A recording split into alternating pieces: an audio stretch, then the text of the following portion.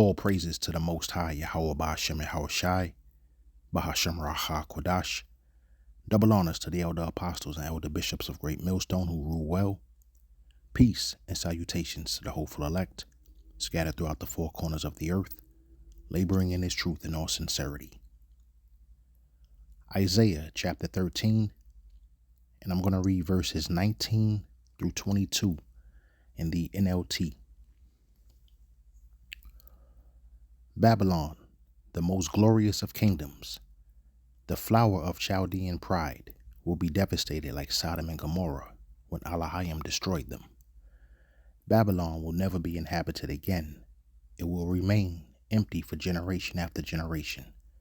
Nomads will refuse to camp there, and shepherds will not bed down their sheep.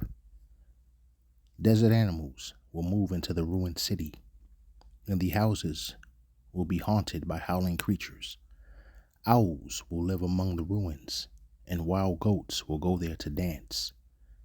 Hyenas will howl in its fortresses, and jackals will make dens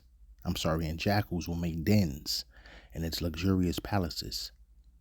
Babylon's days are numbered. Its time of destruction will soon arrive.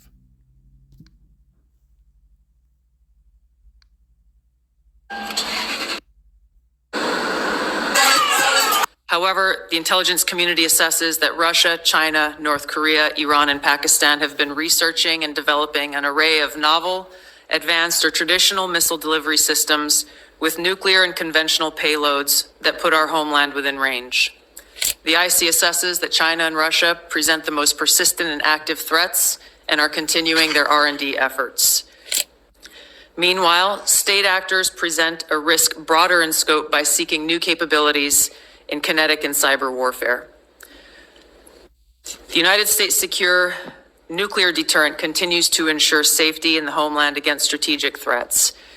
However, the intelligence community assesses that Russia, China, North Korea, Iran, and Pakistan have been researching and developing an array of novel, advanced, or traditional missile delivery systems with nuclear and conventional payloads that put our homeland within range.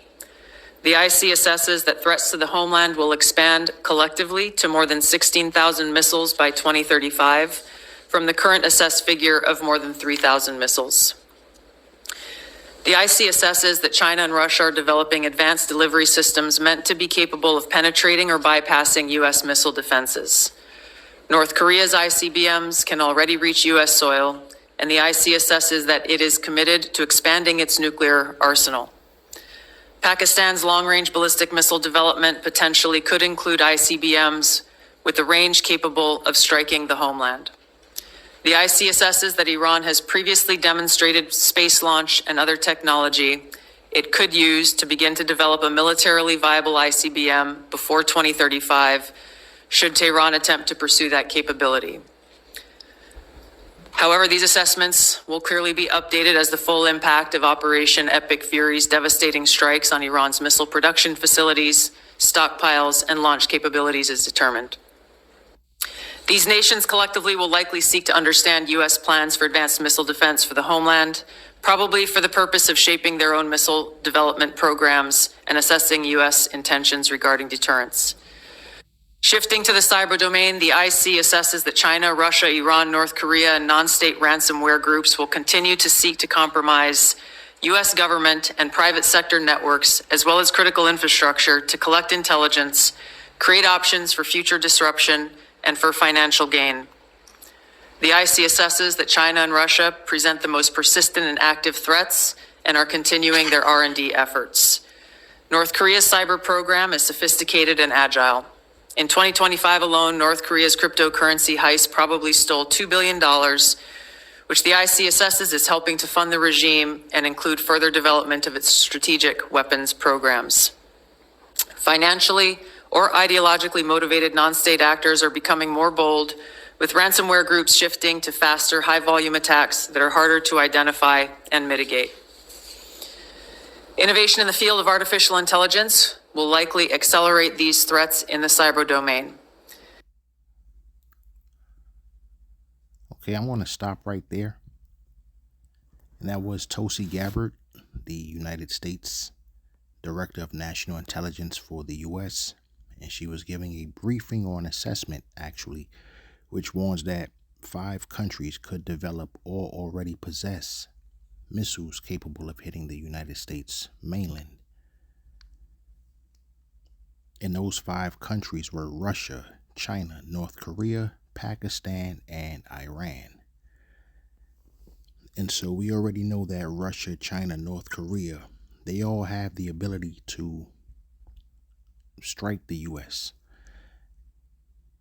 Pakistan, I would have to look more into it. I'm pretty sure Pakistan has an ICBM, but I don't want to put out any incorrect information here, so I'll look that one up and do a follow-up video to this. And Iran is very close, and that's what this whole war is about now, basically trying to stop Iran from getting that particular nuke. So the second woe, it feels like a really long time ago. It ended roughly 81 years ago now. So when you think about it, that's not really a long time ago, even though it may seem that way. And that the reason why it seems that long ago is because that's when the U.S. was the lone world superpower. So you fast forward 81 years later, and it's no longer the case. And that's what basically Revelation 11 and 14 says. The second woe is past. Behold, the third woe cometh quickly. So here we are now, just 8 decades later, or 4 scores, I should say, later.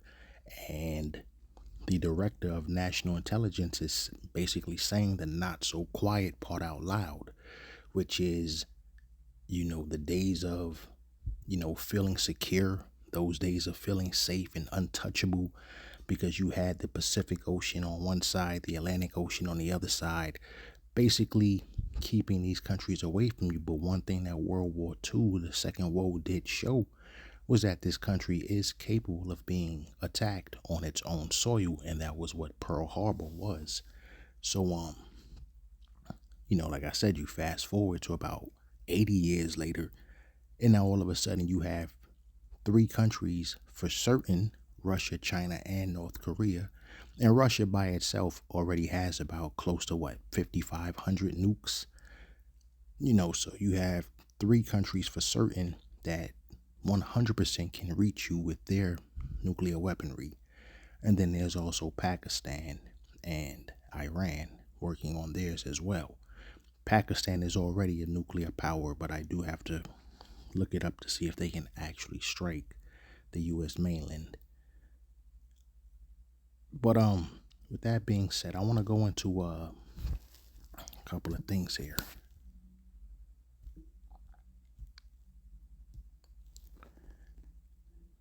So this is off of Google AI Overview. And I asked, U.S. intelligence assessment says 5 countries could strike U.S. with nuclear weapons. And I'll just reread this, but this is basically what that video was. According to a March 2026 U.S. intelligence assessment presented by Director of National Intelligence Tulsi Gabbard, 5 countries, Russia, China, North Korea, Iran, and Pakistan, are developing advanced missile delivery systems, including nuclear payloads that put the U.S. homeland within range. These nations are actively enhancing their abilities to strike the U.S.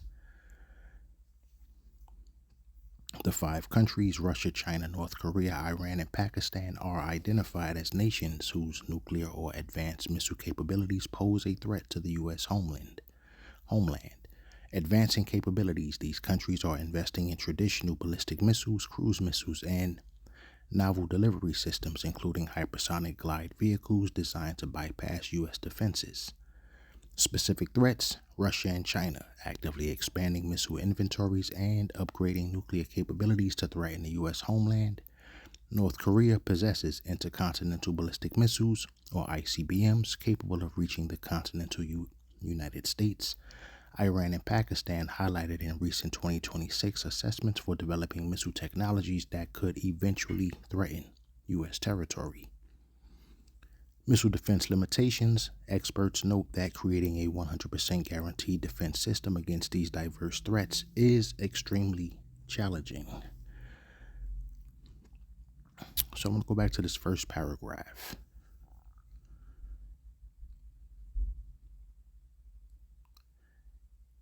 These 5 countries, Russia, China, North Korea, Iran, and Pakistan, are developing advanced missile delivery systems, including nuclear payloads that put the U.S. homeland within range. And when they say nuclear payloads, that is the explosive warheads of missiles, bombs, or torpedoes designed to release immense destructive energy via nuclear fission or fusion. These payloads, often called atomic thermonuclear warheads, are designed to create extreme heat, blast, and radiation intended for strategic, tactical, or defensive purposes. That brings me to 2 Peter chapter 3, and I'm going to read verses 10 through 12 in the KJV. But the day of Yahweh Bashem Yahweh Shai will come as a thief in the night, in the which the heavens shall pass away with a great noise, and the elements shall melt with fervent heat. The earth also and the works that are therein shall be burned up. Seeing then that all these things shall be dissolved, what manner of persons ought ye to be? What manner of persons ought ye to be in all holy conversation and godliness, looking for and hasting unto the coming of the day of Yahweh Bashem Yahweh Shai, wherein the heavens being on fire shall be dissolved, and the elements shall melt with fervent heat. If you look up fervent heat, if you get a thesaurus, I used an online thesaurus, which was, they gave me the Merriam-Webster's thesaurus, and some synonyms to this actual term fervent are ardent, passionate, zealous, intense, earnest, vehement. And this particular word fervent originates from the Latin fervere, meaning to boil or glow. So if you ever watched any old World War II documentaries, that almost blinding bright light right at the moment of detonation is called the initial flash, or you may hear thermal flash or thermal pulse. So when we're talking about a glow, which is where it says the word fervent originates from the Latin fervere, meaning to boil or glow. So when we're talking about the word glow or nuclear flash, the detonation actually produces 2 flashes. One is at the initial energy release, then it dims a little bit, then right before, it dims a little bit right before becoming bright again. And that's where you probably have seen that fireball if you've seen any old World War II documentaries or any documentaries specifically going into the 2 bombs that were dropped on Nagasaki and Hiroshima. So that 1 megaton explosion, it can be, they say it can be 30 times brighter than the sun, or at least that's how it appears to be. It appears to be that bright. So that nuclear radiation is intense. It can actually ignite fires or cause skin burns or flash blindness, 30, 40, 50 miles away. Even if you're not in the initial blast zone, you can still be affected, up to so many miles away. But that's just 1 bomb.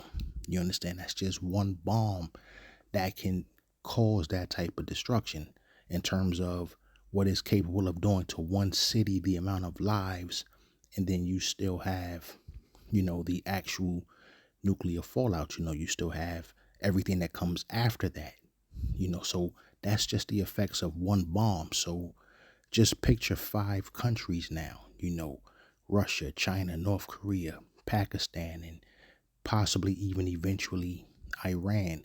But then you also still have to keep in mind what's happening in UK and Great Britain. And, they've pretty much lost their government. And Great Britain has nukes.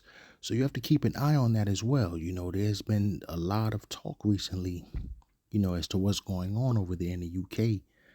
They've basically been overran in government by, people who would possibly be hostile to this particular country here in Babylon or the United States. A lot of these Islamic countries, they have people that's all throughout Europe now, and they have a stronghold now. They've taken a really strong position in the halls of their government over there in UK. So that's something else to keep in mind, that, you might possibly have a hostile regime, in positions of power over there. And there's no telling, those particular countries, a lot of those, people who push that Islamic, you know, ideology, a lot of them are not very friendly to this country. And, pretty sure they have their reasons why. I'm not going to get on hand and, give my personal opinion on who I think is right or wrong in that, or, that's not important. The important thing is that they are starting to gain a very strong position in government over there. And that was one of the United States' allies. So if you get these guys now starting to take over their government over there, something to keep an eye on, especially considering that UK has nuclear weapons. So for the last time, I'm just going to reread 2 Peter 3 and verses 10 and 12 again. And this is but the day of Yahweh Bashem Yahweh Shai will come as a thief in the night, in the which the heavens shall pass away with a great noise, and the elements shall melt with fervent heat, and the earth also and the works that are therein shall be burned up. Verse 12, looking for and hasting until the coming of the day of Elohim, wherein the heavens being on fire shall be dissolved, and the elements shall melt with fervent heat. So, once again, it's going to be hot when you consider the damage that just 2 of those bombs did during World War II, during the Second World, right? Which pretty much put an end to the Second World. But here we are now in the Third World. It's basically here. The scriptures did warn us that it would come quickly. So, once again, that fervent heat, just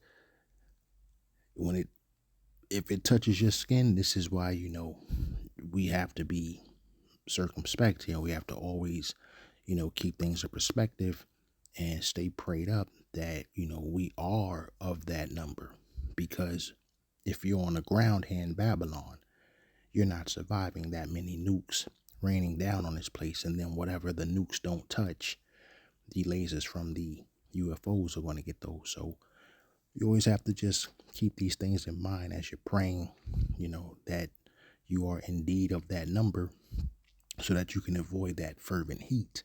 All praises to the Most High, Yahweh Bashem Yahweh Shai. So I'm not going to make this too long. I'm going to end this with Isaiah 54 and 16. Behold, I have created the smith that bloweth the coals in the fire, and that bringeth forth an instrument for his work. And I have created the waster to destroy. I pray this has been edifying and reaches the ears it's supposed to reach. Shalom.